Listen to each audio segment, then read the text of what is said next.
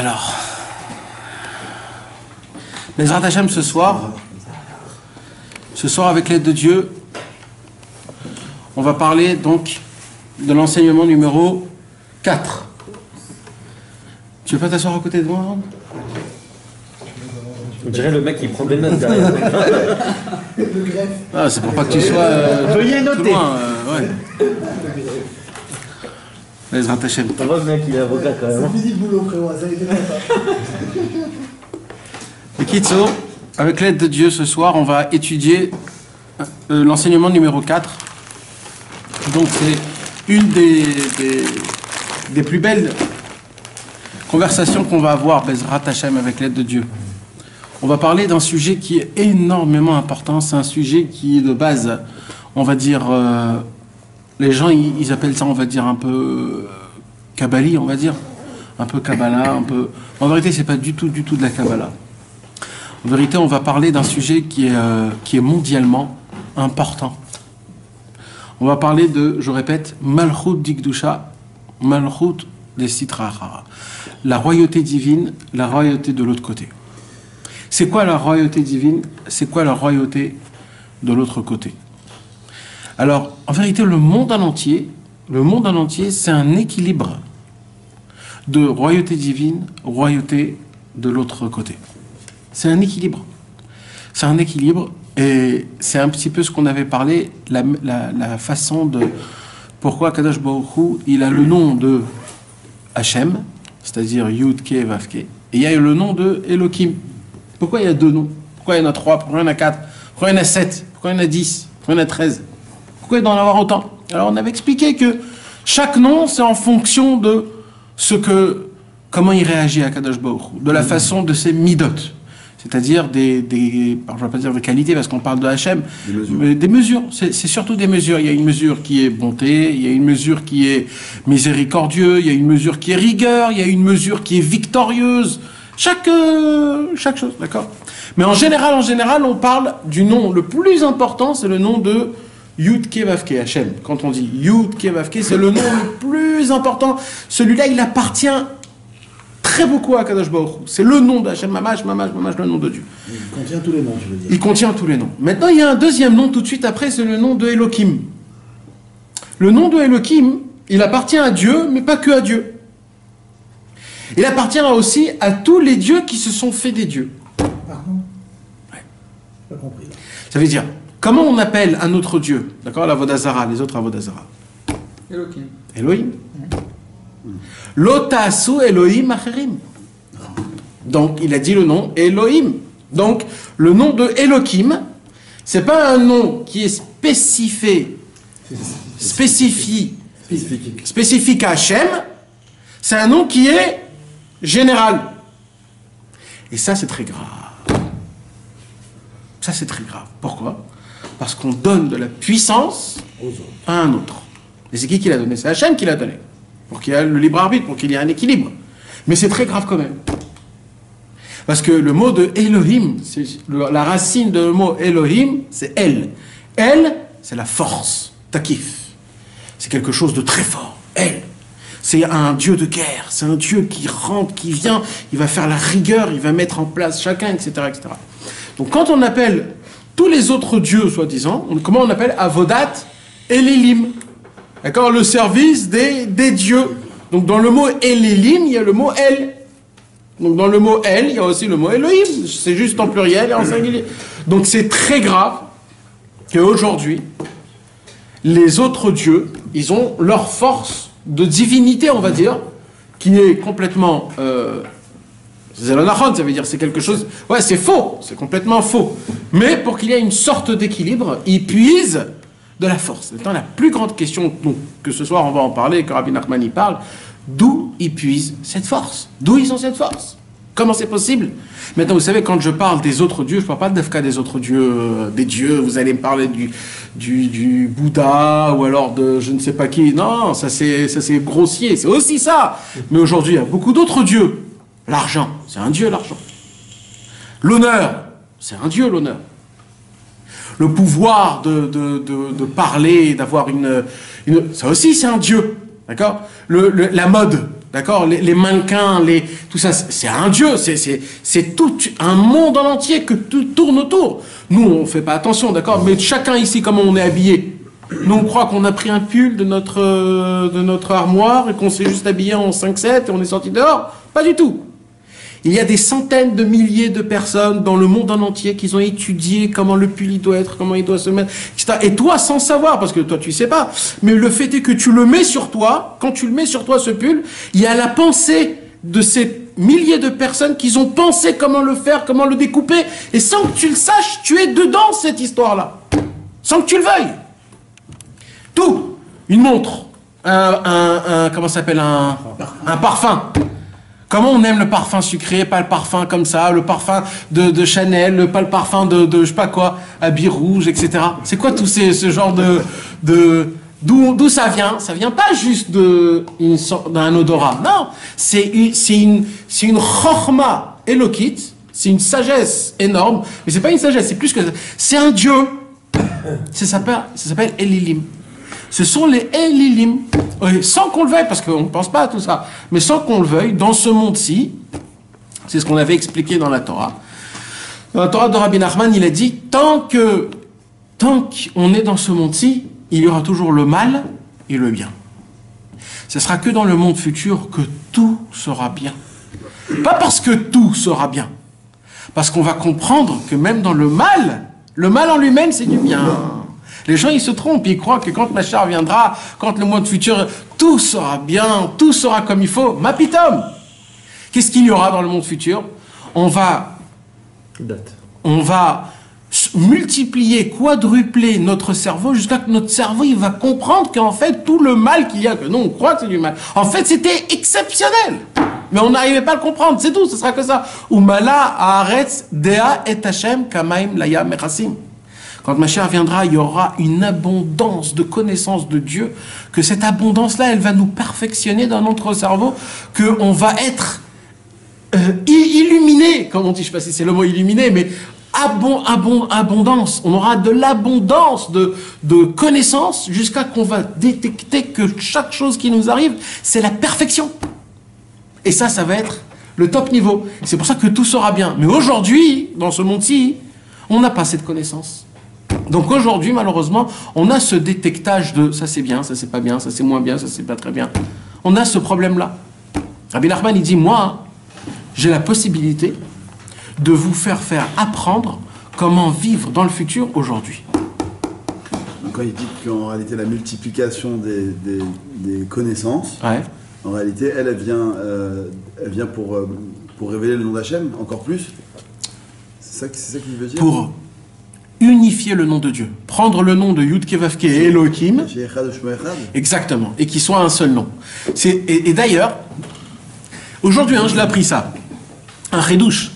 C'est quoi l'exceptionnel pasouk que le monde en entier connaît, juif? Shema Israël. Shema Israël, Adonai Eloheinu, Adonai Echad. D'accord? J'ai vu Rashi sur ce pasouk-là. Et j'avais oublié cette notion. Rashi, comment il explique le pasouk universel? Shalom Aleichem, Dov Isaac. Baruch Hashem. Et comment... Assieds-toi à côté de moi. Vas-y. Et comment il explique le pasouk de Shema Israël, qui normalement doit être Shema Israël, Hashem Elokeinu, Hashem Echad. Alors comment il y a écrit Shema Israël, écoute Israël, Hashem Elokeinu, d'accord? C'est-à-dire Hashem, le Yud Kevavke, c'est Eloheinu. Ça veut dire le Yud Kevavke, c'est Elohim, c'est lui le Dieu, le vrai Dieu. Hashem Echad, Dieu est un. Ça veut dire, toi tu crois qu'il y a Hashem et Elohim, c'est-à-dire il y a le bien, il y a le mal. Mais en vérité, Hashem Echad, en vérité c'est un seul Dieu, c'est un seul. En vérité, il n'y a pas de plusieurs dieux. Le même Dieu qui te fait du bien, c'est le même Dieu qui te fait du mal. Mais toi, tu le comprends en tant que bien, en tant que mal. Mais en vérité, les deux, c'est de la perfection, c'est que du bien. Le seul problème, c'est quoi? C'est que tu n'arrives pas à le comprendre. Le mal pour toi, il est mal. Ça veut dire que tout ce qui passe, c'est que du bien. Entre guillemets, c'est Gamzul et Tova. C'est même pas, c'est plus que Gamzul et Tova. Parce que Gamzul et Tova, c'est quoi? On a expliqué le cours dernier. Les Tova, c'est au futur. C'est-à-dire, maintenant, tu comprends pas que c'est pour ton bien. Tu dis, mais je crois que c'est pour le bien. Mais en vérité, toi, tu dois arriver à dire, il n'y a pas meilleur que ce qui m'arrive maintenant. Il ne peut pas avoir meilleur que ça. Parce que Béhémet, c'est ça. Il n'y a pas de solution meilleure. C'est le top niveau qu'Akadosh Baruch Hu, il t'a fait. S'il n'y aurait pas ça, cette galère-là, tu serais vraiment dans un problème. Béhémet, mais c'est Béhémet comme ça. D'ailleurs, parce que c'est la traduction de Ashgacha Pratit, qu'on traduit très faussement par Ouais, providence divine, c'est Ashgacha, quelqu'un qui est Mashgiach, de manière pratique. Et dans pratique, il y a Prat. Ah, nachon. Donc, Et comment tu traduirais ça en français, par exemple? alors, Pratit, c'est donc. C'est en particulier personnel. Personnel. Mais Prat est dans chaque détail. Dans chaque détail. Il y a fait. Nachon. Et c'est comme ça, Béhémet, qu'il faut faire.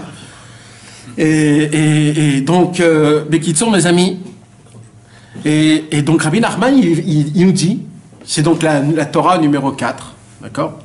C'est la Torah numéro 4 que Rabbi Nachman, il va nous apprendre par la force de la parole. Il va nous apprendre dans plusieurs étapes comment arriver à vivre une notion que de Hachem. Hachem Echad ou Shmo Echad. Pas Hachem Elohim, comme c'est dans la galoute, comme c'est dans l'exil, c'est-à-dire qu'il y a plusieurs façons. Mais non, en vérité, il n'y a qu'une seule façon. Cette façon, c'est la façon qui est au top niveau, qui est que du bien, qui est que Hachem Echad ou Shmo Echad. Alors, je vais lire, Bezrat Hachem, donc le deuxième paragraphe de la Torah d'Alet, d'accord? Je vais lire un petit peu, je vais expliquer ça en français, et on va en parler, Bezrat Hachem, ensemble. Il dit Rabbi Nachman, comment... Alors maintenant qu'on a compris le concept qu'il y a le bien et le mal dans ce monde, on n'a pas besoin de le comprendre, on le ressent, mais Rabbi Nachman nous a pris un nouveau concept, qu'en fait le mal, c'est pas du mal, c'est que du bien. Alors comment je le ressens comme mal? C'est parce que j'ai pas assez de connaissances. C'est tout. J'ai pas assez de connaissances. Pourquoi on dit que c'est Rabbi Nachman qui nous a fait ça? Moi j'écoute des cours depuis longtemps, c'est un concept qui est déjà établi dans tous les cours. Non, vous avez raison. Moi, ce que je veux dire, c'est Rabbi Nachman nous apprend qu'aujourd'hui même, on peut vivre la vie qu'on va avoir quand Mashiach viendra aujourd'hui. C'est-à-dire de comprendre que même dans le mal, en vérité, le mal, c'est du bien. Oui. Parce qu'aujourd'hui, qu'est-ce qu'on explique aujourd'hui? Aujourd'hui, on explique, comme il a dit Francky, aujourd'hui, on explique que le mal, c'est, on va dire, ça va être du bien. C'est ou alors pour Kaparat Avonot, ou alors, Nahon, c'est comme ça qu'on explique un petit peu? Non, ou alors c'est que Ouais. les rabbinim que j'écoute, ils ne dévoilent pas qui Nachman. Ouais, ça- Mais en tout cas, ils parlent comme ça, alors après... Non, mais eux, qu'est-ce qu'ils disent? Eux, ils disent pourquoi? ils disent qu'on doit comprendre que absolument tout est que du bien. Et c'est pas que ça va devenir bien, non, que tout est que du bien. Attends, il y a croire et à vivre. Il y a quoi, il y a dit. Bon. Non, parce que là, Rabbi Nachman, toute la différence, c'est il nous dit comment faire. Parce que c'est parce que Rabbi Nachman, il est très contre. Pour le vivre, pour l'accepter. Parce que Rabbi Nachman, il est très contre de dire c'est bien et toi tu le sens que c'est pas bien. Exactement. Très contre Rabbi Nachman. Très contre. L'hypocrisie. Hypocrisie. Parce que ça, on a parlé le cours dernier, c'est très grave pour lui. Que quand tu ressens quelque chose de mal et tu dis c'est bien, Rabbi lui, tu dis mais t'es un menteur ou quoi? T'es un menteur. Non, tel que j'ai appris, non, c'était vraiment, c'est bien. Mais même dans la prière qu'on peut avoir, c'est de dire Hachem, je sais que c'est bien. Moi, je te demande encore de l'aide pour la changer parce qu'on continue à prier, malgré qu'une chose. Là, il y a un conflit, là. Il y a un conflit, mais on dit, moi, je le ressens encore mal, mais je sais que c'est bien.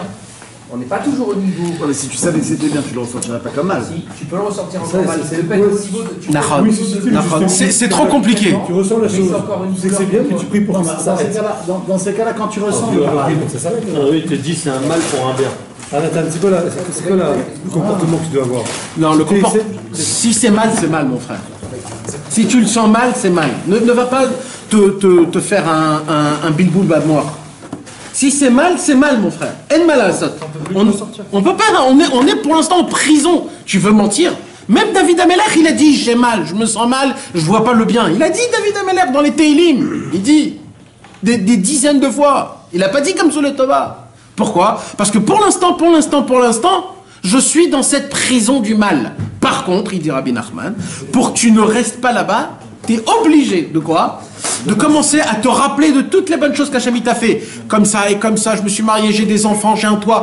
Et là, il dit Rabbi Nachman, essaye de puiser de la lumière de cet endroit pour te donner de la force pour passer cette prison. Et au moment où tu passes cette prison, que tu es derrière, là tu dis, Baruch Hashem, Ribono Shel Olam, je me suis en sorti, c'est rien du tout, je vois que c'est derrière moi. Là tu as la possibilité. Pourquoi? Parce que tu n'es pas dans l'emprise. Tu chasses cette mauvaise idée du mal. Ouais, exactement, mais il faut pas faire le bilboul, c'est-à-dire de tout mélanger, de dire c'est bien, c'est pas bien, merci pour le mal, merci pour le... Non, il faut pas faire, il faut savoir qu'est-ce qui est bien pour toi et qu'est-ce qui est pas bien pour toi. Malgré, encore une fois, que dans la Emouna, on sait que tout est pour le bien. Dans la Emouna, mais tu peux pas dire... Merci Hachem que je me suis coupé mon doigt. Tu peux pas. C'est ça, c'est difficile. Tu peux pas. Le concept, il est difficile de dire. C'est hypocrite, c'est hypocrite. C'est un niveau. Il faudrait arriver à ça. Mais tant que t'es pas là-bas, ne te mets pas dans une place qui t'appartient pas. Alors, toi qu'on comprend pas, on ne dit pas Gamzol et Tova. Alors c'est ça il faudrait juste. Parce que Gamzol et Tova, ça veut dire quoi? Même ce qui m'arrive maintenant, c'est du bien. C'est pour le bien. Pas c'est du bien, c'est pour le bien. Les Tova. Ça veut dire je sais que c'est pour le bien. Moi, je le vois pas.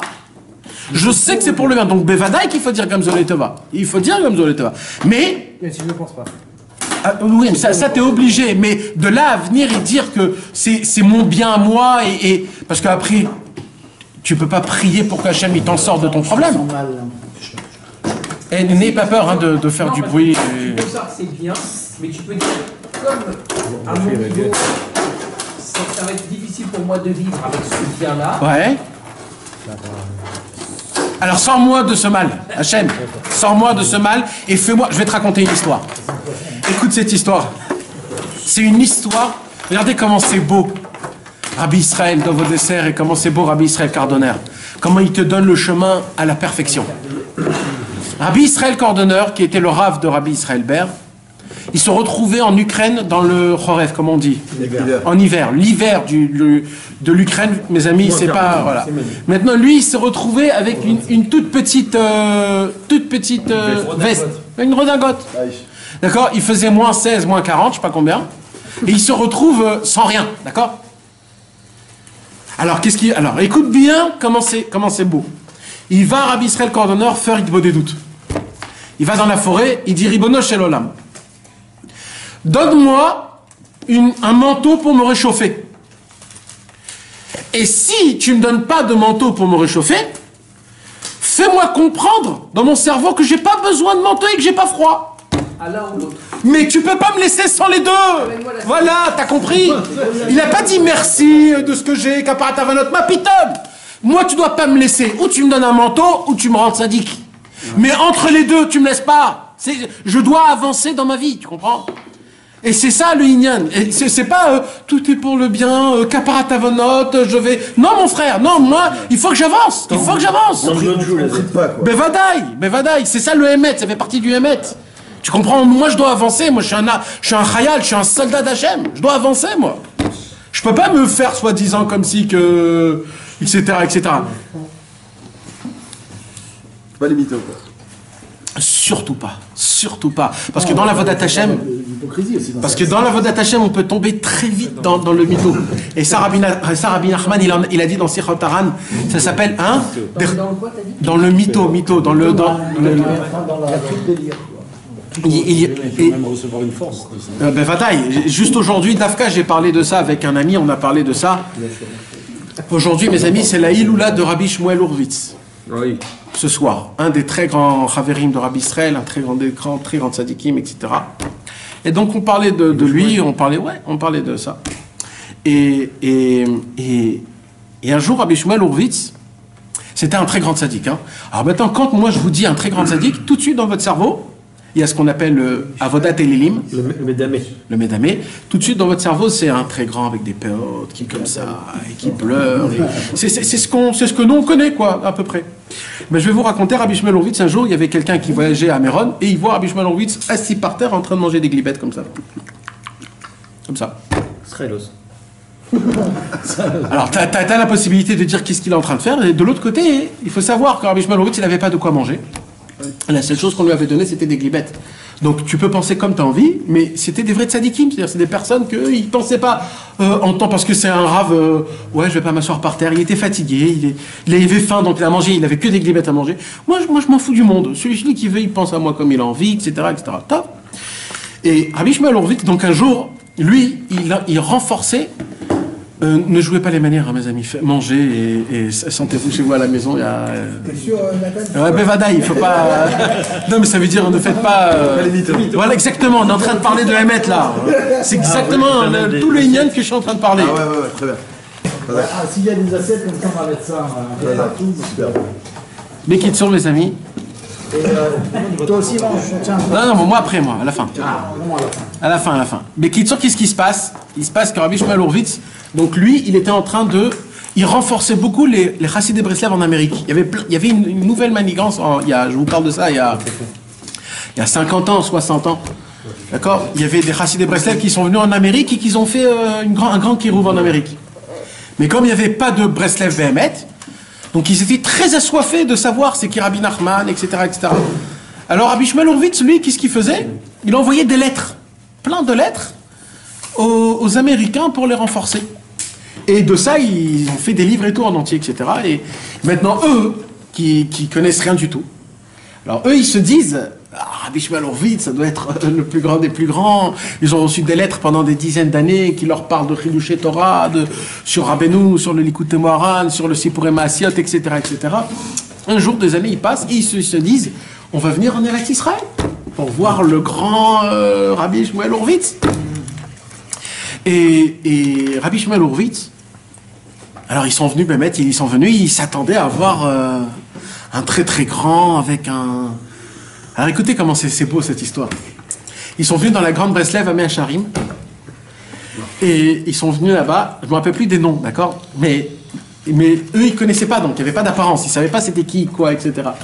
Donc quand ils sont venus à la grande... Alors il y avait quelqu'un qui était assis dans un très beau stender, et qu'il avait il était très bien habillé, etc. Tout de suite, qu'est-ce qu'ils se sont dit? Ah, c'est lui! Maintenant, alors ils ont commencé à prier, et d'un coup, ils voient qu'il se lève, et il commence à balayer, En vérité, c'était lui le gabaï. C'était lui le gabaï de celui qui... Maintenant, comme c'est un peu boucha, comme on dit, c'est un peu honteux, donc on lui a donné à lui un beau stander et une belle chaise. Mais en vérité, c'était soi-disant le chaise du Rav. En vérité, c'était lui le gabaï. Alors d'un coup, il se lève, il se dit, oh là là, il est en train de balayer. Ils se disent, mais c'est quoi ce truc-là? Et il y avait de l'autre côté des petits trucs, des bancs en bois, etc., qui étaient complètement cassés. Et c'est là-bas où lui, il était assis à moitié, comme ça, où tout bougeait. Et quand ils ont compris qui était quoi, ils se sont dit, mais comment ça se passe? Ça veut dire, comment ça se passe chez vous? Il n'y a pas de... Eh ben c'est comme ça. C'est-à-dire, il n'y a pas d'apparence, il n'y a pas de celui-là, il ressemble à ça, et ça doit être comme ça, et ça doit se passer de cette manière-là, ou de cette façon-là. Ça n'existe pas. Ouais. C'est un encadrement, c'est tout le monde se complète. Tout le monde se complète. C'est ça la beauté. On forme tous la photo de Rabbi Nachman, tous ensemble.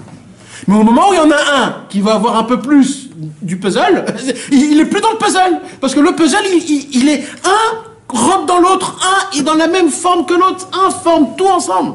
C'est que tous ensemble qu'on forme la beauté du sadique. Mais au moment où il y a des gens qui veulent s'agrandir, où il y a des gens qui veulent être un peu plus ou un peu moins, etc., tu formes pas le truc du puzzle. La forme du puzzle, il est exactement bien... C'est pour ça, surtout, il faut essayer de ne pas juger par rapport aux apparences, par rapport aux actions, par rapport... Parce que malheureusement, nous, on juge beaucoup. Combien de gens ils se sont éloignés de Rabbi Israël quand ils ont voulu voir Rabbi Israël, comment il se tenait, comment il parlait, comment il était, comment il fonctionnait. Combien de fois Rabbi Israël, il avait des comment on appelle ça, des itnagout, des comportements qu'il faisait exprès. Il faisait exprès que surtout ne viens pas pour mon extérieur. Ne viens pas parce que je suis beau, parce que j'appartiens à, parce que je suis comme ça. Ou vous avez toujours été comme ça, genre. Il nous a éduqués. Il nous a éduqués, et les gens qui sont venus pour ça ne se sont plus jamais rapprochés de lui. Plus jamais. Plus jamais.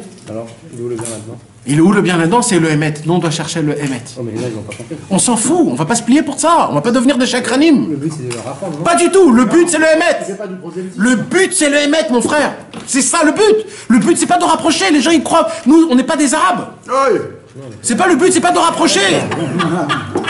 Bien sûr. Oui, là, non.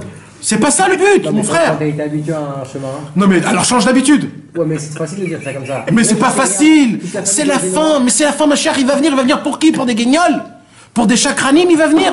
Pourquoi le Mashiach ne vient pas? Parce qu'il voit qu'on est trop surtout nous les Français, on est trop comment ça s'appelle? Dominique. On trop compte les gens, trop on regarde, trop on fait. Ah ouais. Bah ouais, mais c'est la société française. Oui, oui, Nahon, ça nous a complètement rendu pas comme il faut. Et c'est pas ça le Hémet. Le Hémet, c'est d'être comme il faut. C'est le Hémet, ça doit trancher. Le Hémet, ça doit couper, mon frère. Et c'est pour ça que ça a été très difficile de connaître Rabbi Israël, de se rapprocher de Rabbi Israël. Et comme aujourd'hui, il y a des gens qui disent, oui, mais Rabbi Israël, il était très harif.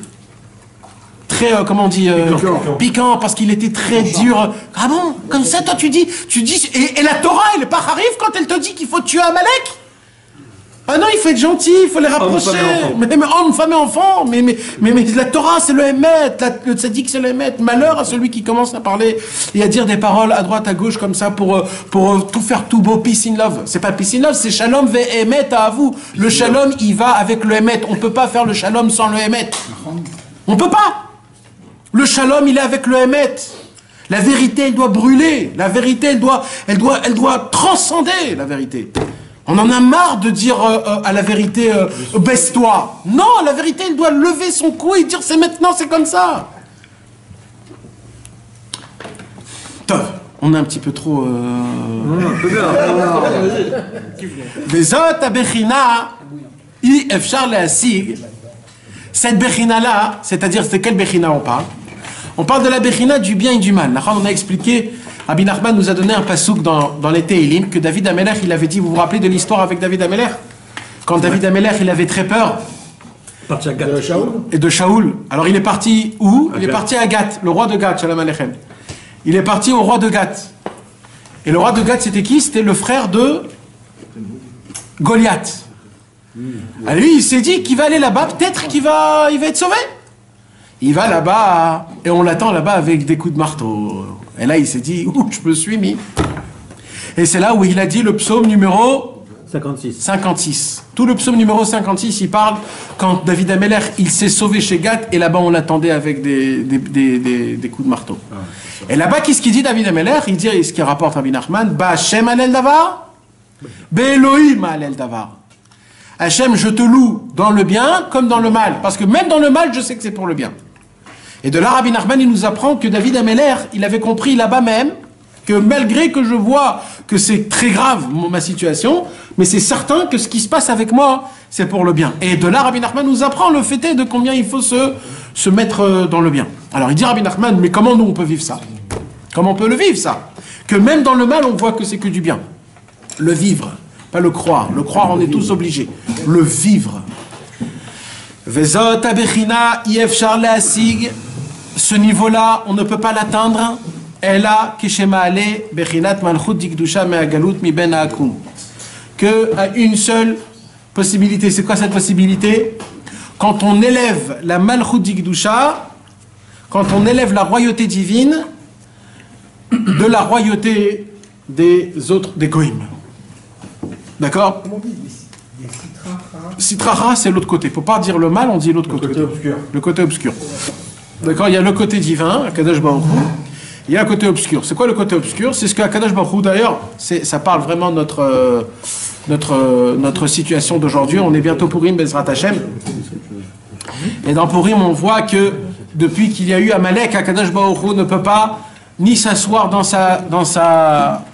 il peut pas s'asseoir dans son trône et il peut pas être appelé par son nom. Tant qu'il y a Amalek, Akadosh Baruch Hu, il dit ne m'appelez pas par mon nom. C'est pour ça que quand on voit le nom de Dieu, on dit pas Yeho, etc. On dit Ado. Pourquoi on dit Baruch Ata Ado? On dit pas Baruch Ata Yeho, etc. Parce que tant que Amalek il est là dans ce monde, alors il y a une force aux autres dieux, et tant qu'il y a une force aux autres dieux, je ne suis pas Kaviachol, hein, je ne suis pas parfait. Mais la force des autres dieux, c'est quand même Elohim qui l'a donné, c'est quand même. Oui. Hachem qui l'a donné. Ouais, mais il n'a pas donné comme ça. Il a donné parce qu'il s'est passé des mauvaises choses. Qu'est-ce qui s'est passé? On a fait des fautes. La première fois, chaque faute qu'on fait, on fait montrer à Kadosh Baruch Hu qu'on est quelque part contre lui. Même qu'on ne pense pas. Parce que c'est quoi la volonté de Dieu? C'est sa royauté. Donc quand tu fais pas sa volonté, tu fais pas sa royauté. Et donc automatiquement, tu fais la royauté des autres. D'accord? Automatiquement, on n'y pense pas, mais ça se fait tout seul. Donc c'est nous-mêmes qu'on donne de la force là-bas, d'accord? Je vais vous donner un exemple. On a dit que l'argent, c'est un nouveau Dieu, d'accord? Que je le veux ou que je le veux pas. C'est-à-dire quand je dois payer mon hashmal, quand je dois payer mon électricité, d'accord? Alors de base, moi je m'en fous complètement, je dois tout remettre à Akadosh Baruch Hu de base. Mais quand le jour il arrive et que je reçois une atra et qu'ils m'ont mis le knas, etc., et que je sais qu'ils vont m'éteindre mon hashmal, alors je vais aller travailler, donc sans que je veuille, dans mon cerveau, le fait est que je vais aller travailler pour gagner de l'argent, pour payer mon hashmal, j'ai donné de la force à l'argent que c'est lui qui va payer le hashmal, pas à Hachem que c'est lui qui doit tout donner. Parce que Akadosh Baruch Hu, il a le devoir de me nourrir, loger, donner à manger, tout, c'est le devoir d'Akadosh Baruch Hu. C'est son devoir. Maintenant, Akadosh Baruch Hu, il veut juste qu'on fasse un petit peu de travail à droite, à gauche, comme ça, juste pour la ishtadlout, pour un peu se changer les idées, pour s'occuper. Mais de base, un homme, il doit avoir la émouna. Donc, quand je vais chercher maintenant, ça va être ce problème-là. Après, ça va être le problème d'avoir une belle maison, de payer un grand loyer, après d'avoir 2-3 voitures, après de nourrir, loger nos enfants, après j'ai les projets pour le futur de nos enfants. Toutes ces bêtises-là qu'on a de notre cerveau qui vaut zéro, et qu'on travaille toute notre vie pour ces choses-là, en vérité, c'est une sorte de... un nouveau Dieu. C'est-à-dire qu'Akadosh Baruch Hu... Quand tu vas et quand tu pries pour le bien de tes enfants, pour le futur de ces enfants, tu dis qu'en réalité... Quand tu pries, il n'y a pas de problème. Ben vadaï. Moi je te parle quand un homme il va faire de l'argent et lui en vérité il kiffe l'argent mais pour son matzpoun il dit non c'est pour mes enfants, c'est pour le futur, c'est pour ça. On parle pas de la même chose. Ben non, quand tu pries il n'y a aucun problème. C'est quand tu pries il n'y a aucun problème parce que tu dépends tout d'Akadosh Baruch Hu et tu sais que c'est Akadosh Baruch Hu qui donne. Tu pries pour avoir on va dire une bonne parnassa. Cette bonne parnassa va dans ton esprit ça va être pour donner le bien à ta famille, tes enfants et les autres. Alors pourquoi tu vas aussi loin? Pourquoi tu ne pries pas directement à Hachem que toute ma famille sera bien? Pourquoi tu pries à Hachem que j'ai de l'argent pour que je puisse leur donner directement? Hachem, aide-les. Pourquoi tu dois me mettre en plein milieu? Alors parce qu'on adore l'argent. Voilà. Bevadaï. Non, parce que ta notion du bien, c'est le bien-être qui passe par l'argent. Exactement. Donc ça s'appelle un Dieu. Ça s'appelle un Dieu. C'est tout simple que ça. Maintenant ça, il y a partout. Maintenant, Rabbi Nachman, il nous apprend, parce que c'est difficile à admettre déjà ça. Déjà l'admettre, c'est très difficile. Parce que combien de gens vont dire, mais non, mais c'est une mitzvah, etc. Mais de quoi vous me parlez? Vous avez vu déjà une fois un père, un papa, qui laisse tomber ses enfants? Crever de faim? Ou pas nourrir, loger? Non. Akadosh Baruch Hu, il peut faire quelque chose comme ça? Non. Vous savez que, Mefourash, c'est écrit que Akadosh Baruch Hu, son travail à lui, c'est de nous nourrir, loger, tout. De quoi avoir des habits, de quoi manger. Tout, c'est son travail à lui. La seule raison pour laquelle on travaille, mes amis, c'est pour une seule raison. C'est parce qu'on a fauté. Et aussi, nous aussi, on a fauté. Et il dit Rabbi Nachman, plus tu fautes, plus la parnassa est difficile. Moins tu fautes, plus la parnassa est facile. Comme dans la manne. La manne, les Réchaïm, ils devaient aller chercher la manne très loin. Les tzadikim, la manne tombait chez toi à la maison. Et il y a écrit aussi dans tes livres, aussi pourquoi on va au travail. Parce que si par exemple tu aurais beaucoup d'argent et que tu ne serais pas allé au travail, eh ben tu aurais fait des fautes. Alors pour que tu exactement, pour que tu t'occupes, pour pas que tu fautes, Hachem il te dit aussi va au travail. Donc maintenant quand un homme il va au travail et qu'il pense à ça, je m'occupe pour pas fauter, cet homme-là il fait l'avodat Hachem, il sert Dieu en travaillant, ça devient une avodat Hachem mamash. Vous imaginez comment on a la possibilité de servir à Kadosh Baruch Hu en allant au travail. Détente. Et quand on aime travailler, tranquille. Avodat Hachem, hein? on aime travailler, ça veut dire ça. Quand on aime travailler, c'est que c'est... L'esclavage. C'est un monsieur qui marre, il se trempe dans une mare d'excréments en se disant qu'est-ce que c'est bon, c'est chaud, c'est bien. Il était éclaté. On sait que dans tout ce qu'on investit, on crée des liens. On est d'accord? Tout ce qu'on investit... L'amour, par exemple, le couple, on t'explique que l'amour, c'est pas l'amour que tu entends. Tu vas t'occuper de ta femme, tu vas la chérir, tu vas la gâter, tu rentres de toi en elle. Donc, fatalement, tu crées ce lien qui va venir. Ok. Donc, quand, pareil, un homme, il passe du temps à son travail, qu'il investit, etc., Ouais. c'est le même concept. C'est le concept de, explique-moi, dans le travail, comment ça fonctionne? C'est le concept que tu as mis. Tu t'investis de ta dans quelque personne, chose. Attends, ouais. Tu as mis de ta personne Dans ton travail, dans ton travail. et... Et donc, fatalement, tu as créé un lien avec ça qui te donne un certain plaisir. Non, c'est pas le but, c'est pas le but. C'est pas le but pour lequel on va au travail. Ça se crée... T'as des gens qui... Bederech Hagav. Comment on dit Bederech Hagav? Derrière le dos. Posteriori. A posteriori, mais c'est pas le but. Ça te gêne pas, ça. Hein? Ça gêne pas.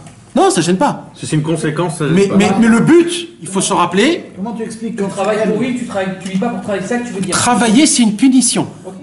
Rappelez-vous bien de ça. Parce que, mes amis, quand ma chère vient... Travailler, c'est une punition. Travailler, c'est une punition. Oui, c'est qu'on Travailler, c'est une punition. Et d'où on sait ça? Quand Adam Arishon, il a mangé de l'arbre de la connaissance, il y a écrit sur la sueur de ton front, tu mangeras. Donc non, ça s'arrête là. C'est-à-dire, avant, il y a écrit avant, c'était les anges qui nous faisaient Solim Bassar à la Hesh. C'était les anges qui nous faisaient à la Hesh. Mais fourrage, c'est écrit. Les anges. Les anges nous faisaient de la viande sur du feu. Et nous, on mangeait. Quand tu dis ce barbecue un paradis, en réalité. C'est ça, c'est ma mâche ça.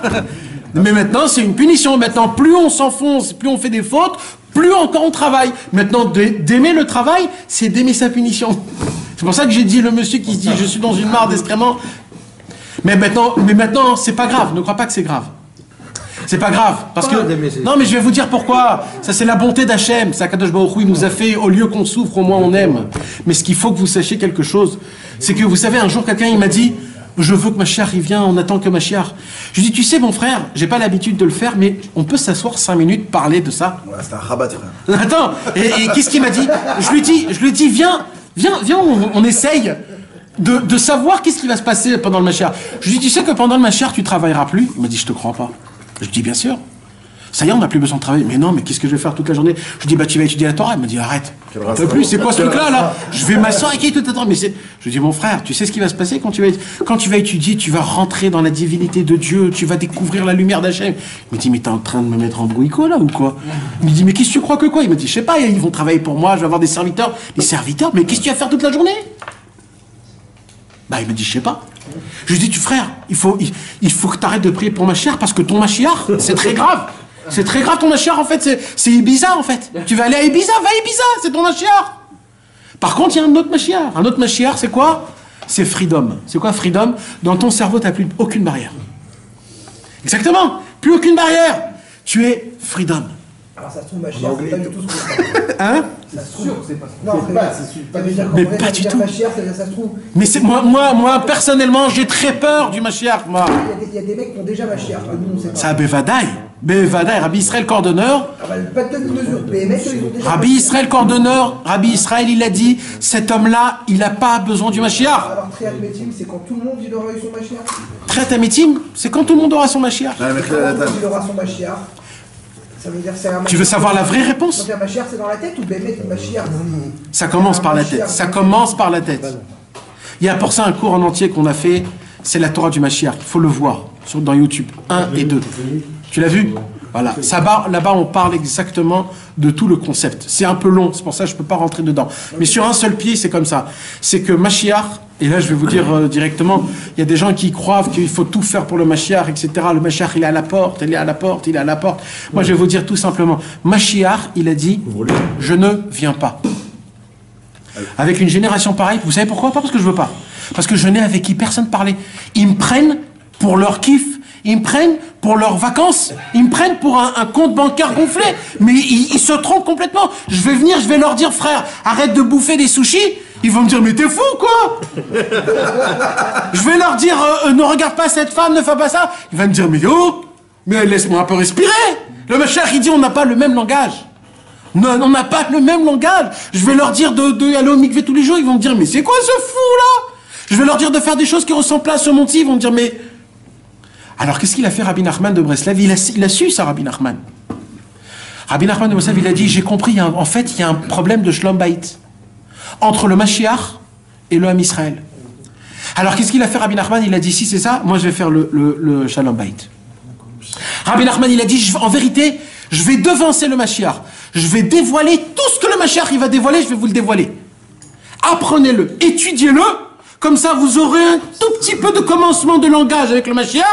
Comme ça, le Mashiach, Rabbeinu, il va dire, ça y est, je t'ai préparé, tout est là, juste viens. C'est pour ça que Rabbi Nachman a dit, toute la différence entre moi et le Mashiach, c'est que moi, on m'écoute pas, le Mashiach, on va l'écouter. Mais ça veut dire, de base, lui, il a déjà préparé le Shatiach Adom, le tapis rouge. C'est pour ça que Rabbi Nachman a dit, tous ces enseignements, c'est l'enseignement du Mashiach. Pourquoi? Parce qu'en vérité, c'est ça le Shalom Bayit qu'il a fait Rabbi Nachman. Il nous a juste devancé. Le Mashiach viendra, il va répéter mot à mot ce que Rabbi Nachman a écrit. Mot à mot.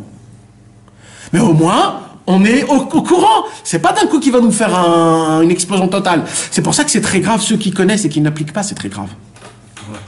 Parce que ça va être nous, les vrais... Parce que le chef va dire, mais attends, mais vous êtes au courant, vous? Et vous restez comme ça, des mythos, mais pour qui vous êtes? C'est nous qu'on va être vraiment bleu, blanc, rouge. Malheureusement. Mais c'est pour ça. Au moins, c'est ça le Mashiach. Tu comprends, c'est quoi le Mashiach? Donc maintenant, imagine-toi, Moshe, un mec qui prend au sérieux Rabbi Nachman. Il prend au sérieux, d'accord? Il prend l'écouté Moran et il devient l'écouté Moran. Cet homme-là, il n'a pas besoin de Mashiach. C'est cet homme-là qui va dire Mashiach, c'est bon. On peut venir. Il va dire, ah bon, t'es sûr? Oui, alors j'y vais. C'est ça, comme ça qu'on amène le Mashiach. C'est pas en faisant, je sais pas quoi, à droite, à gauche, ou des trucs... Le vrai Mashiach, c'est d'amener vraiment, de dire au Mashiach, le désespoir n'existe pas. On t'attend, on te veut, on te parle de toi. Le langage est ouvert. C'est pas que tu vas venir et tu sais pas quoi parler. Non, ça y est, les gens, ils savent. On a compris? Je me suis encore un petit peu éloigné de la Torah.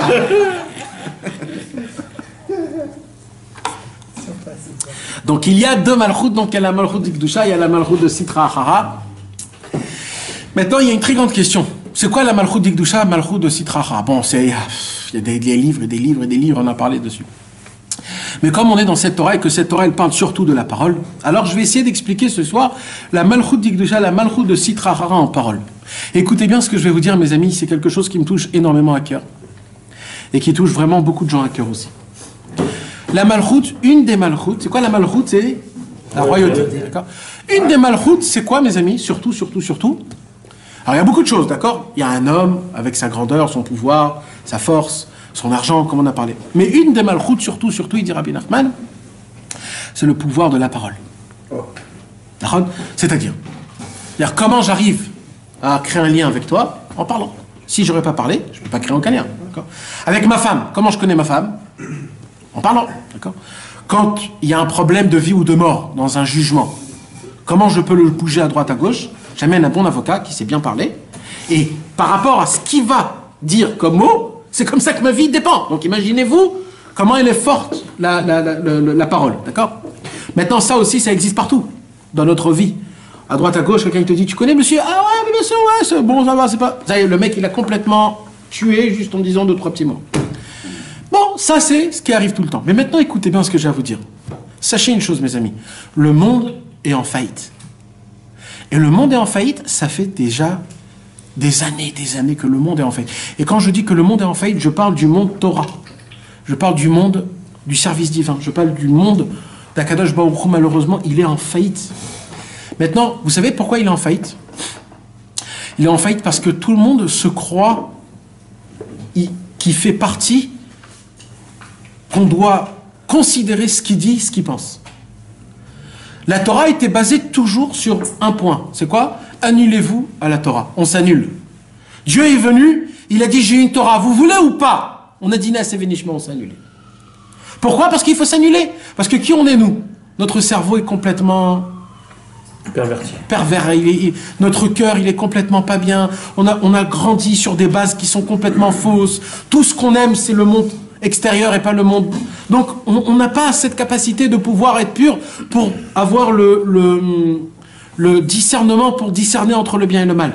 Donc, on a besoin des tzadikim, des rabbanim, que eux, ils ont cette connaissance. Eux, parce que eux, ils se sont annulés à la Torah.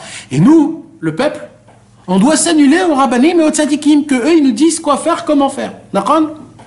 Maintenant, le problème, c'est quoi? C'est le jour où, par exemple, l'Internet. C'est quoi l'Internet? Jusqu'à maintenant, il y avait des règles. Qui peut parler, qui ne peut pas parler. Aujourd'hui, l'Internet, elle a donné une bama, c'est-à-dire une estrade au monde en entier. Un imbécile fou furieux qui veut dire un truc, il vient, il dit, il est entendu par tout le monde, et il fait des vues, et il fait des trucs. On donne à tout le monde tout ce qu'on veut. C'est très grave. D'un côté, c'est pas très grave, parce que quand tu veux donner le message comme il faut, il est exceptionnel. Mais de l'autre côté, c'est très grave.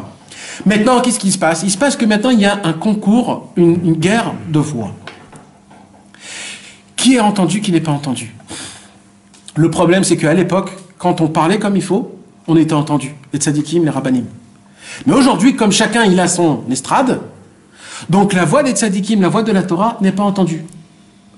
Et automatiquement, si tu veux être concerné, il faut que tu allumes la télévision et qu'il faut que tu entendes de la télévision que c'est comme ça. Ah, voilà, ils ont dit dans la télé, c'était un reportage, si, on l'a vu. Genre, la Torah, elle avait dit, il y a 100 000 ans, d'accord? Et toi, parce que tu l'as entendu de la télé, alors ça y est, ça a reçu son tampon, d'accord? Si moi, je vais te dire demain, tu sais, c'est pas très bien de faire ça, tu t'en fous complètement. Par contre, si tu l'as entendu de la télé d'un imbécile qui n'a rien du tout et que, lui, par contre, parce que tu l'as entendu de la télé, c'est plus, Et ça s'appelle la malchoute de Sitra Achara. La royauté, elle est dans l'autre côté. La royauté, la force, elle est dans l'autre côté. Leur voix à eux est plus forte que notre voix à nous. Aujourd'hui, comment ils font faire teshuva aujourd'hui? Écoutez bien comment ça me fait mal au cœur. Aujourd'hui, ils font faire teshuva comment? En donnant des preuves à la Torah par rapport aux scientifiques que la Torah a raison. Le monde à l'envers. Je prouve ma Torah par rapport aux scientifiques. Mais vous êtes allé où? C'est le monde à l'envers, le mec, vous êtes allé très très loin. Et ils se prennent pour eux. Mais la Emouna, c'est Hachem, Moshe Emet, Vetorato Emet. C'est ça le Emet, c'est Hachem, Itbarach, c'est l'Emet, c'est la Torah, c'est le Emet. Un jour, il y avait un... Mais si quelqu'un, il n'en est pas persuadé, il faut bien démarrer par quelque chose. Aucune preuve, la Emouna, sans jamais aucune preuve. La Emouna, c'est que de la Emouna. C'est quoi Emouna? Comment on s'appelle les Juifs d'après le Tanakh, la Bible? Non. Comment on est appelé? Les Hébreux. Ron? Il dit Rabbi Nachman, pourquoi on appelait les Hébreux? Vient du mot Ivrim. Ivrim, c'est dire ouvert. T'as une question? T'as avor. Bas. Ça vient aussi du mot hiver, aveugle. Non. Parce que hiver, c'est avec un vav. Ouvert, c'est avec un bête. D'accord? Donc, il dit Rabbi Nachman, la force d'un juif, c'est l'honorat. C'est pas grave si t'as des questions. Laisse tomber, passe. Hachem, il est là. On a tous, sachez une chose, on a tous une neshama. Dans notre neshama, on a une partie de Dieu. Ça n'existe pas un juif qui n'y croit pas. Même les sorties de Shoah qu'ils ont fait les camps. Dans ce que tu dis dans le l'honorat, il y a quand même des choses qui sont des maîtres Nora. Comme quoi? Je parle des questions. Quand tu as des questions sur la Emouna, c'est de ça que je parle. Tu comprends? Quand j'ai des questions sur la Emouna, l'honorat. Alors tu as des questions, Makara. Tu sais ce qu'il dit Rabbi Nachman? Il dit Rabbi Nachman, vous croyez que je peux pas répondre moi aux questions de croyance? Il dit Rabbi Nachman, vous voulez savoir c'est quoi le problème? Je vais vous répondre. Cette réponse, elle va créer une question. Je vais vous répondre à cette nouvelle question. Vous allez créer une nouvelle question. Et il dit jusqu'à un endroit où vous allez vous poser une question où là-bas il n'y a pas de question, il n'y a pas de réponse. Parce que cette réponse, elle est au-dessus de ton cerveau. Et là, tu vas te perdre dans l'espace. Et là, c'est très grave. Et il dit, Rabbi Nachman, de base, pourquoi tu rentres dans question-réponse? Et la Emouna. Il dit, Rabbi Nachman, combien on doit remercier Moshe Rabbeinu qu'il a commencé la Torah comment? Bereshit, Bara, Elohim, et Hachem. Il n'a pas dit. La preuve que Dieu, il est là, c'est que 2 ne peut pas faire 1 et que 1 ne peut pas faire 2. Et vas-y, rentre dans les... Si je crois que je suis, je crois pas, je suis, que je crois pas. Il n'a pas fait ça, Moshe. Dieu est là. Mais au commencement, Dieu créa le ciel et la terre. Il t'a pas dit s'il y a pas. Dieu, c'est lui qui a créé, ça s'arrête là, ça commence, ça s'arrête là. Et il t'a raconté un livre d'histoire. Combien, Moshe? C'est comme ça qu'on s'est rapproché. Ça fait 6000 ans que le Ham Israël y croit dans les Mouna. Vous croyez des gens d'aujourd'hui, parce qu'ils sont en 2018 avec l'internet, l'iPhone, l'iPad, etc. Alors eux, ils ont des questions, mais ils n'ont aucune question. Ils n'ont aucune question, c'est parce qu'ils veulent pas se rapprocher de Dieu. Un homme qui veut se rapprocher de Dieu, comment tu veux le faire rapprocher de Dieu? Prends-le. Amène-le à faire des doutes dans la nuit, dans la forêt. Tu vas voir comment il va voir Dieu, cet homme-là. Tu peux lui parler 150 cours de Torah en lui prouvant que Dieu, la Torah, etc. C'est faux. Cher Rabbi Nachman, tu veux rapprocher quelqu'un de Dieu? Prends-le, emmène-le dans la forêt, fais-le regarder les étoiles, dis maintenant parle à ton Créateur. Tu vas voir s'il ne ressort pas en pleurant. C'est comme ça qu'on rapproche quelqu'un. Amène-le au mikvé, dis-lui, trempe-toi, tu verras. C'est pas en lui disant, tu sais que le mec il va lui pas dire, oh là là là là. Et Ouman? Et Ouman, ça fait partie. Et Ouman aussi, c'est ça tout l'union. Ouman, c'est la connexion, c'est le... Reconnaissez-vous celui-là? C'était beau celui-là. Il va être isolé, il va être envoyé en Sans Emouna, il y a que des questions avec les... Non, c'est sans Emouna. Il n'y a que des questions. Des questions avec la Emouna. Sans Emouna, il n'y a Avec Emouna, il n'y a pas de questions. Et quand même, il n'y a plus de questions. Il y a plus de... Ouais, c'est ça. Tu n'as plus besoin de questions. Mais badaï. En fait, tu ne te poses pas la question. Exactement. Philosophie, c'est très grave. Rabbi Nachman de Breslev, c'est très grave, il a dit la philosophie. La philosophie, il n'y a pas plus grave que ça. C'est un Malek. Parce que ça t'emmène nulle part. Rabbi Nachman, il dit, je ne supporte pas les grands parleurs. C'est pour ça que Rabbi Nachman, il était contre le mouvement de la Haskalah. Exactement. Zahara, il dit un Malek, c'est un philosophe. Il est parti au Oman pour ça, non? Qui? Rabbi Nachman. Il y avait une des raisons, là, une des raisons. Rabbi Nachman dit, tout ce que je fais, il y a 1000 raisons. Donc une des raisons. Il parle de ça. Non. Ah ben voilà, il y avait les trois. Exactement, exactement. Même ils ont fait chouva. Ils ont fait Teshuvah. Ben voilà qu'ils ont fait Teshuvah. Les 3 épicorsim, voilà, c'est une bonne. Ah, il y avait 3 épicorsim à Oman, d'accord. Eux, ils connaissaient la Torah en long et en large, d'accord. Rabbi Levi Yitzhak de Berdichov est venu, il les a vus, il s'est barré. Lui-même, il s'est barré. Que Rabbi Levi Yitzhak de Berdichov, il voyait pas le mal chez aucun juif. Il les a vus les 3, il s'est barré. Ils connaissaient en long et en large la Torah. Ils sont venus chez Rabbeinu le premier Shabbat. Rabbeinu leur a fait faire sortir un calcul de mathématiques. Ils sont devenus bêtes. Ils sont rentrés chez eux à la maison. Ils se disent, oulala, c'est qui est venu à Ouman? Et Rabbeinu, il venait, il jouait avec eux aux échecs, il leur parlait de sagesse, de comment voir ça, etc., etc. Il les a pris dans leur jeu, jusqu'à qu'ils ont commencé à dire Shema Israël, Hashem Elokeinu, Hashem Echad, Akadosh Baruch Hu est bon, est bien, est grand, etc. Donc c'est quoi le... Ouais. Comment c'est possible que les tzadikim aujourd'hui, qui sont les références de la génération, plus fort. Comment c'est possible que... Comment c'est possible que ça va partir. Ils ont connaissance. Qui? Tous les tzadikim. Ouais. Ils ont connaissance. Ouais. Pourquoi aujourd'hui ils adhèrent pas? Ah, ils adhèrent pas à quoi? Malheureusement. Non, je comprends pas. Ils adhèrent pas à quoi? Ils adhèrent pas aujourd'hui. Ils sont pas des forçanis, quoi. Ouais. Non, d'accord. Comment tu peux écouter ça? Non, que c'est mon père. C'est normal qu'elle revienne. Non, il n'y a pas de problème. J'arrive pas à capter, excusez-moi. Quand tu entends ça, Ouais. je sais pas, moi dans mon cœur, je sens que c'est honnête. Oui. Ok. Alors, soit c'est parce que je suis pas au niveau de pouvoir contester, soit je me dis comment nos références, que ceux qui sont nos tzadikim aujourd'hui, ils ont un parler négatif vis-à-vis de Breslev. Comment à un moment on n'arrive pas à s'entendre autour d'un texte comme ça? Non, mais, Non, je peux comprendre. C'est quand même des gens qui doivent comprendre. Hein? Non, je pense qu'on est négatif sur eux. Je veux comprendre quoi. le problème, c'est que eux-mêmes. On veut des noms, on veut des noms. Il n'y a plus personne qui parle sur Rabbi Nachman aujourd'hui. Ouais, il y a de moins en moins. Il n'y a plus personne. Ouais, c'est vrai. Même Rav ce truc, Plus il est venu. personne. Ah, ce truc, Non, mais il n'y a plus personne qui parle sur Rabbi aujourd'hui.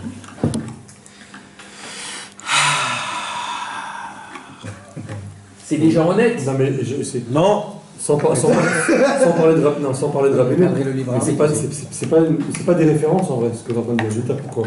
Parce que les grands d'Israël, de la génération d'époque, ils avaient très très mal parlé sur le Rabbi aussi. C'était Baba Salé qui avait pris sa défense, qui avait dit, je crois cette phrase, comment des moineaux comme vous peuvent parler sur un aigle aux ailes déployées. Il parlait du Rabbi. Donc il parlait, on va mettre maintenant la chassidoute en jeu. On ne parle pas de Rabbi Nachman, on parle de la chassidoute. Les grands d'Israël s'étaient levés contre le Rabbi. Et puis on a vu ce que le Rabbi a fait, ça veut dire...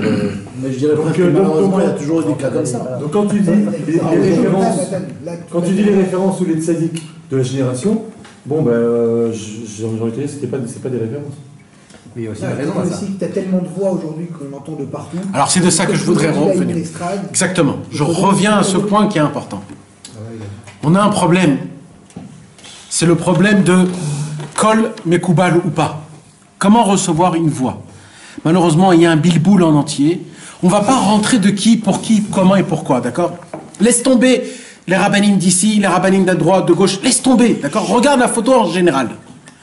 Le fait est qu'il y a une voix qui crie dans le monde, c'est une voix de vérité, et qu'il y a autour plein d'autres voix.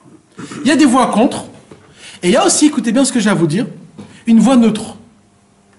Mais vous savez qu'une voix neutre cache aussi la vérité. Parce que quand la voix de vérité, elle est là, quand il y a une autre voix, même si elle est neutre, tu caches la voix de la vérité, que tu le veuilles ou pas. T'as beau prendre la Torah du tzaddik Rabbi Nachman de Breslev quand il te dit ça, le Tikkun HaKlali, les 10 psaumes de Tehilim, ça sauve de tous les péchés du Gamabrit. S'il y en a un après, qui est neutre et qui, avec toute simplicité, il dit il y a une ségoula pour le Gamabrit de lire ça et ça et ça et ça, même si ça a été neutre, quelque part, il cache la lumière du tzaddik, même si c'est pas fait exprès. Ça s'appelle un malchut d'Ikdusha, la voix importante, éternelle, sincère de vérité. Elle est dans le monde, mais cette voix-là, on ne l'entend pas. Il dit Rabbi Nathan quelque chose d'exceptionnel. Donc de là, tu peux détecter que toujours la voix pure et sainte, c'est la voix qui est aussi pas tellement entendue, qui n'est pas tellement connue. C'est quelque chose d'évolué. Je peux te permettre encore de dire une chose, après je me réfléchis à la fin. Mais non, vas-y, tu rigoles quoi. C'est fait pour ça, c'est Sirat Raverim. Mais C'est le concept. Ouais, exact. moi, Mourad, je suis proche de Mourad depuis des années, je sais que c'est un homme émet. Et quand je suis revenu de Man, il m'a dit ça va être ça, comment c'est passé. Quand tu étais au moins La semaine dernière. Et je lui dis, moi, ce que ça m'a fait. Et à ma grande surprise, bon, il m'a dit, mais Israël, de toute façon, c'est clair, cette génération, il n'y a que les enseignements de Rabbi Nachman qui peuvent nous sortir. Je ne m'attendais pas à entendre ça de sa bouche. Ben Tata. Ouais. Il m'a dit, mais on n'a pas d'autre solution pour notre génération aujourd'hui. Alors la Sheila, c'est quoi? C'est pourquoi est-ce que lui... Alors maintenant, c'est ça, pourquoi, je veux dire, à partir du moment où si on entend, qu'on le reconnaît que les choses sont claires, pourquoi on n'avance pas du... Parce qu'il vit dans un système qui permet de faire ce qu'il veut. Ne va pas dans ce système. Vous savez, vous posez des questions qui sont très dangereuses. Ouais, dérangeant. Très dangereuses. Non, parce que j'ai un problème, parce que si je réponds, on va me fusiller. C'est pas très beau de votre part. Tu t'appelles Rabbi Nathan, hein. C'est pas très beau de votre part de me mettre dans une situation pareille. Non, il a raison, c'est que si tout le monde est d'accord sur ça, ça nous enlève notre libre arbitre. Et que forcément, on sera tous obligés de le faire. T'as raison aussi. D'abord, je voudrais juste vous reprendre avec tout l'honneur et l'amour et l'amitié que j'ai envers vous, et envers votre fils et vos enfants. Et je voudrais vous reprendre sur un mot. Vous avez dit, je sais que c'est un homme de vérité. Maintenant, je vous le dis à vous, et je le dis à moi, et je le dis à chacun qui me le ressortira. Et ça, je le dis, alors là, comme il faut. On n'a aucune perception de ce que c'est la vérité. On ne connaît pas ce que c'est un homme de vérité. Sachez-le.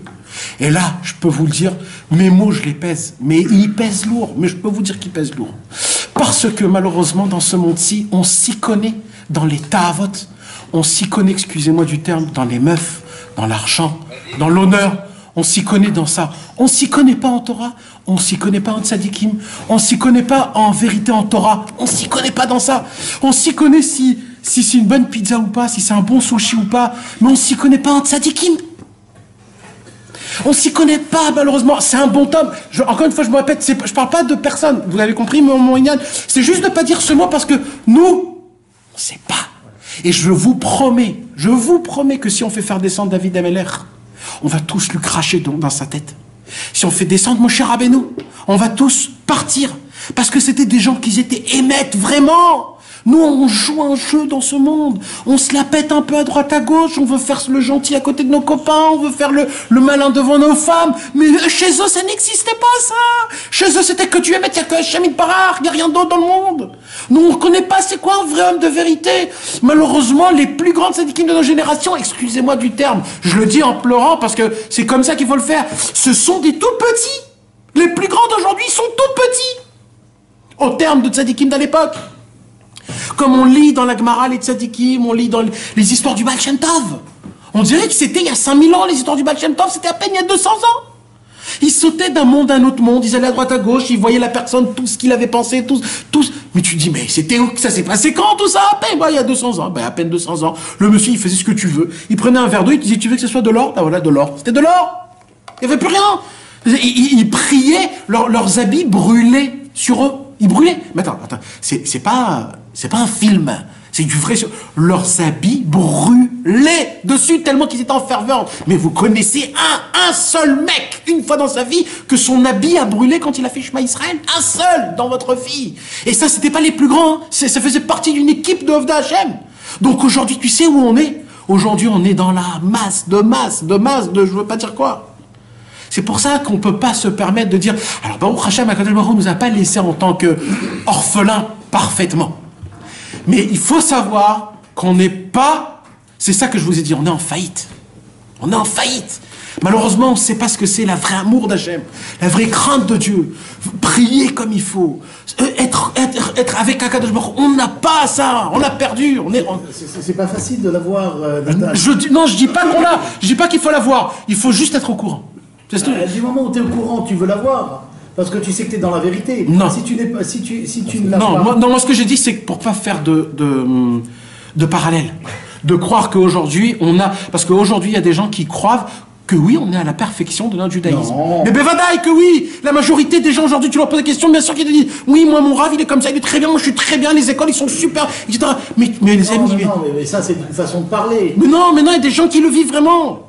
Il y a des gens qui le vivent vraiment, ils ne savent pas c'était quoi le vrai judaïsme. C'était qui les vrais tzadikim. L'idée de ce que j'ai compris, moi, par rapport à Yitzhak, ce qu'a dit vis-à-vis de son rave, c'est que même son rave, a priori, qui n'a pas une connaissance outre mesure de Breslev, il en a, enfin, ou qui n'est pas peut-être dans cette tendance. Non. Donc, dit lui-même, aujourd'hui, dans notre génération, il n'y a que le rabbi de Breslev il n'y a que lui.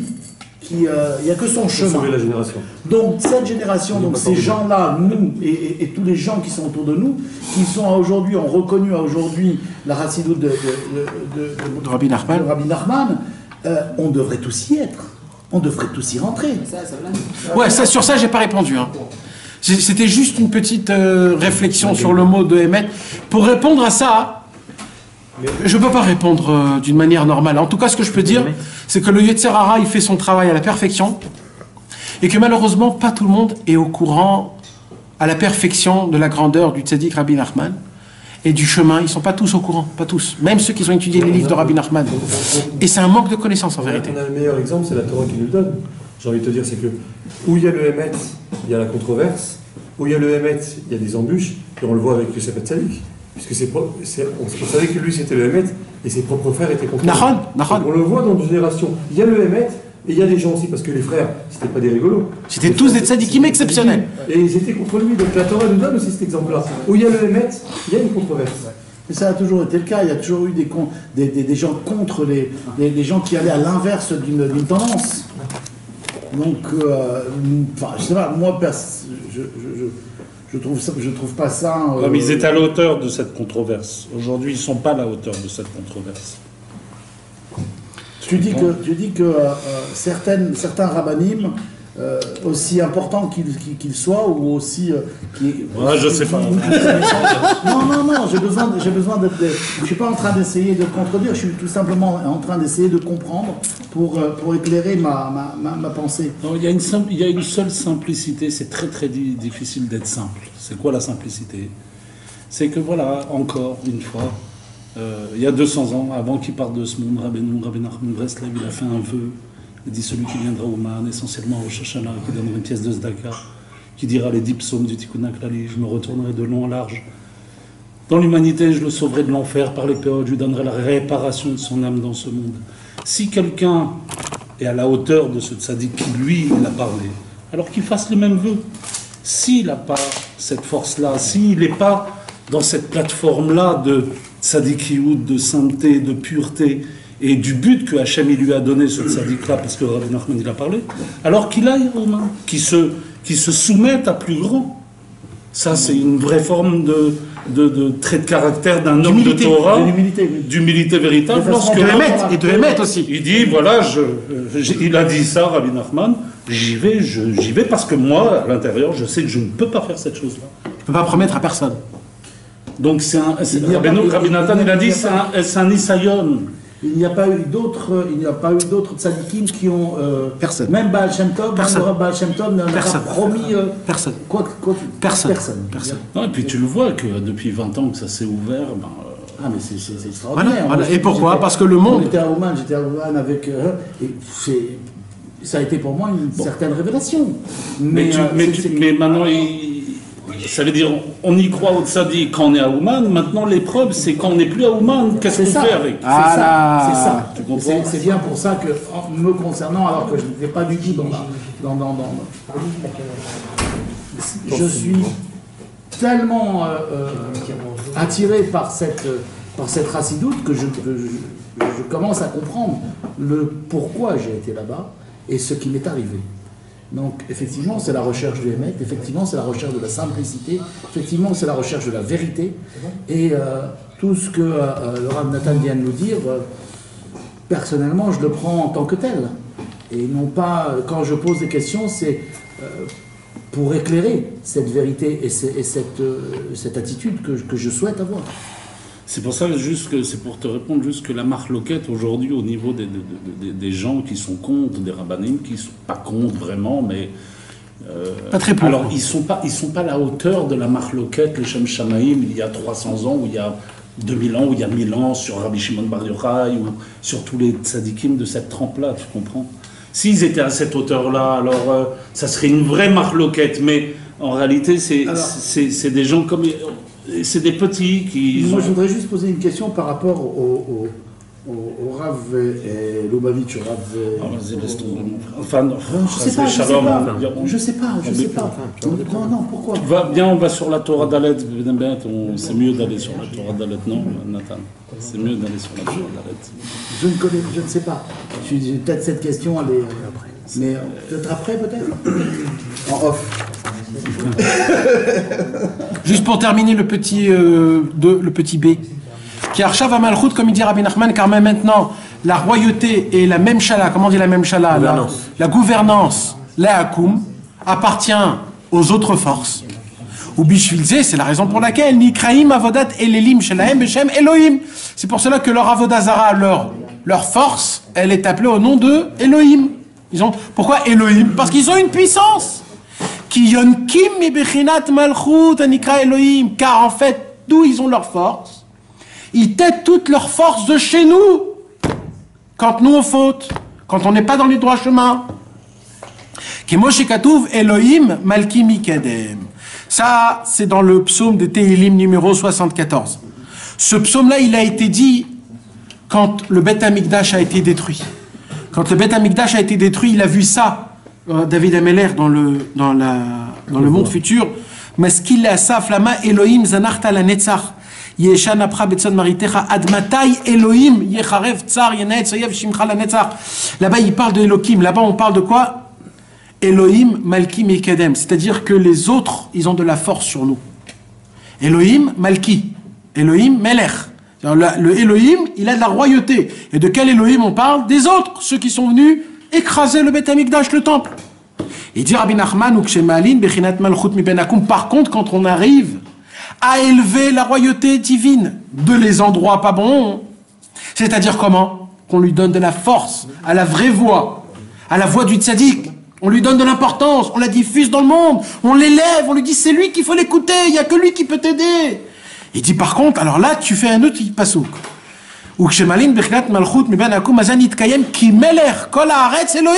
Là on parle du psaume numéro 47 et là on parle de la Géoula, que quand la Géoula, qu'est-ce qui va se passer? Le nom de Elohim, il sera au-dessus parmi tous les noms, il va s'associer au nom de Yud Kevavke. Là tout le monde va voir que le seul Dieu c'est Akadosh Baruch Hu. Et là tout le monde va l'appeler Hachem, pas Elohim.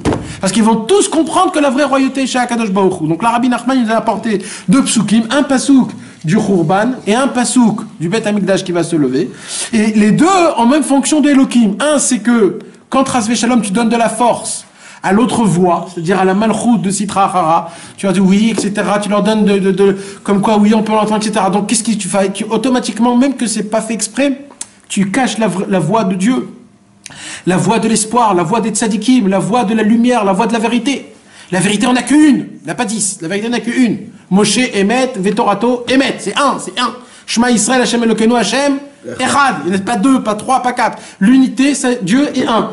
C'est le nombre qui vient se controverser sur l'unicité d'Hashem Yitbarach. Parce que Dieu est un. Tout ce qui est deux, c'est Sheker. Le mensonge, il est né au nombre deux.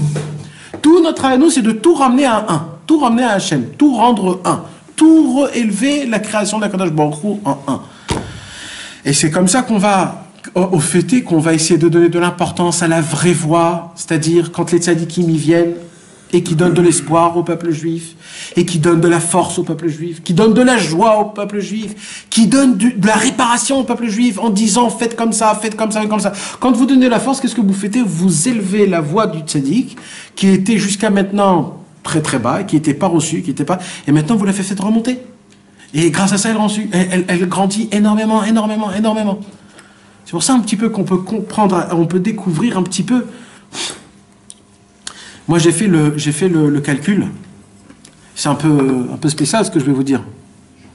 Vous savez qu'on a reçu la terre d'Israël en 48. D'accord? Et ça fait partie un petit peu de la Géoula, un petit peu. On était tous éparpillés dans... Et voilà. Alors d'accord, ça s'est fait dans des considérations qui n'étaient pas bonnes, d'accord? Mais bon, ça fait partie de la Géoula que maintenant, petit à petit, les gens ils commencent à venir, etc., etc. Maintenant, comment c'est fait tout ça? Parce que vous ne savez pas, en vérité, il y avait un seul homme qui était perdu perpète les oies. On ne sait même pas où. Et que tout son travail à lui, c'était quoi? C'était de pleurer, de pleurer, de pleurer, que le monde puisse découvrir c'est quoi Rabbi Nachman de Breslev. C'était Rabbi Israël Cordonneur à Méron, avec Rabbi Israël Ber.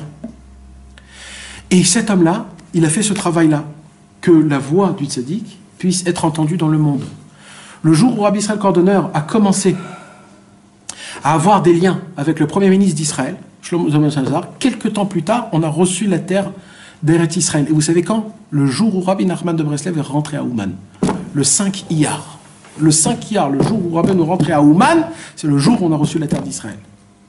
C'est un lien énorme avec Rabbeinu, avec Rabbi Israël Cordonneur. Les gens ne le savent pas parce que c'est un petit peu comme ça dans l'air. Mais celui qui fait les calculs, il voit que tout est compté, tout est noté de jour en jour, jour pour jour. Tout a un lien avec Rabbi Nachman. Tout a un lien. Celui qui veut, il veut. Celui qui ne veut pas, c'est pas la peine de le prendre. Mais sachez qu'il y a un lien. Et ça fait partie de ça. Et c'est exactement ce qu'on est en train d'étudier. Tout dépend de la Malchut d'Ikdusha, la Malchut des Sitra. Au moment où on reçoit la Malchut d'Ikdusha, aujourd'hui j'ai entendu une parole exceptionnelle. Je ne veux pas dire des noms. Un jour, Rabbi Israël a dit sur une personne qui était très connue et qui était... Il a dit, lui, il a créé l'inflation dans le monde. Il parlait d'un rave. On lui a dit, ça veut dire quoi? Il a dit, en donnant ce genre de Torah qu'il donne, il a créé l'inflation dans le monde. Il dit, par contre, Rabbi Nachman, il va emmener l'abondance. Et sachez une chose, que pendant 200 ans, Rabbeinu n'était pas connu. Il était qu'en Ouman, il n'y avait pas de livre, il n'y avait rien, on n'avait pas d'argent, on était presque en train de mourir, il n'y avait plus rien. Rabbi Israël Ber au dessert, tout son travail à lui, c'était de diffuser Rabbeinu dans le monde, il diffusait dans le monde, il a tout fait pour... Au moment où on a reçu, il a diffusé Rabbeinu dans le monde, il a commencé par le Premier ministre, et que grâce à ça, on a tout à évoluer. Eretz Israël est devenu la troisième force de guerre dans le monde, etc. Tout a évolué, tout a multiplié. Alors, il y a toujours des gens qui vont dire, ouais, bon, ça va, dites ce que vous voulez. Mais sachez, mes amis, les points de vérité, ils sont là. Ils sont tels quels. Celui qui veut, il les prend. Celui qui veut pas, eh ben, il les prend pas. Mais c'est ça. Et c'est ce qui est écrit ici dans la Torah 4. Tout dépend de comment on reçoit la voix divine ou pas. Juste de l'élever, juste de lui donner de l'importance. Le fait est de lui donner de l'importance, c'est fini. Grâce à ça, la vraie royauté d'Akadosh Baruch Hu, elle s'élève. Et on déclare le peuple juif, la Torah et Am Israël. Et Mashiach. Razak. Magnifique.